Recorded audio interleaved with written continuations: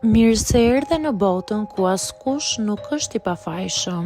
Sekrete shqiptare, vendi ku rrëfimet më të thella, më të ndaluara dhe më të pathëna të shqiptarëve marrin zë. Na bëni subscribe për histori të ndryshme.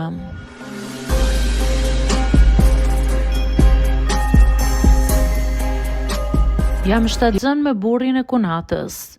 Unë quhem Lela, jam 31 vjeçe dhe po e them këtë histori me një zë që në fakt më dridhet brenda meje, sepse nuk e di si të shpjegoj se si arrita deri në këtë pikë. Në një pikë të jetës që as nuk e kam imagjinuar ndonjëherë. Por ja ku jam, e martuar prej 6 vitesh dhe shtatzën me burrin e kunatës time. Nuk ishte diçka që ndodhi krejt papritur. Ishte një rëshqitje nga dalt, e rrezikshme që nisi shumë më herët se sa unë ta kuptoja. Burri i Mariani gjithnjë ka qenë njëri i ftohtë, i qetë, i mbyllur dhe distant, shumë i largët. Ai sa një ditë u gjenda duke biseduar më shumë me të tjerët se sa me njeriu me të cilin ndaja shtratin. Në atë shtëpi, e vetmja që më jepte pak ngrohtësi, e vetmja gjë ishte kunati im Bledi, burri i motrës së tij. Ai vinte shpesh për kafe, ndihmonte me gjërat e shtëpisë dhe gjithmonë më bënte të qeshja. Ishte ndryshe, i gjallë dhe shumë i vëmendshëm. Kur ti je një grua që ndjen se po venitesh, një shikim i ngrohtë mjafton që ti të thyesh. Gjithçka nisi pas një grindjeje tjetër me Arianin. Ai u largua nga shtëpia pa fjalë si gjithmonë. Nuk i dinte askush hallet e mia, vetëm Bledi.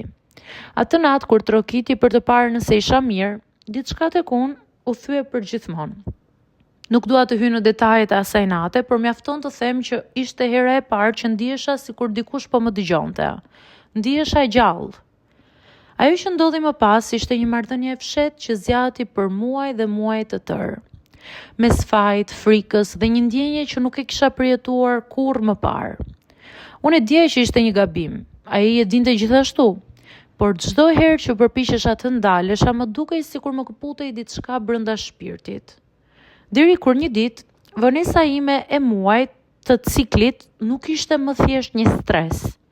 Testi më tregoi 2 vija dhe zemra më ra. Ula në dysheme dhe kam qarë pa zë, jo nga gëzimi, por nga paniku dhe stresi. Unë e dija shumë mirë që fëmia nuk ishte i Arianit. Ai as nuk më prekte me dorë prej gati 1 viti.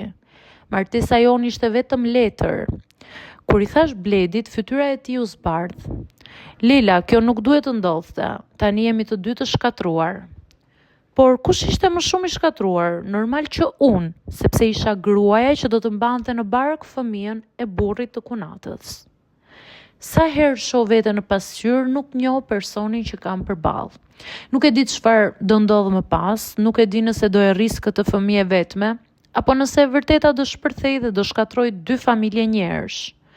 Dua vetëm të tregoj këtë histori timen, jo për të justifikuar, por për të kërkuar falje, sepse nuk kam askënd tjetër me këtë flas. Unë quhem Lela, jam në javën e 8 të shtatzanisë dhe çdo ditë zgjohem me të njëjtën pyetje. Si dreqin arrita deri këtu?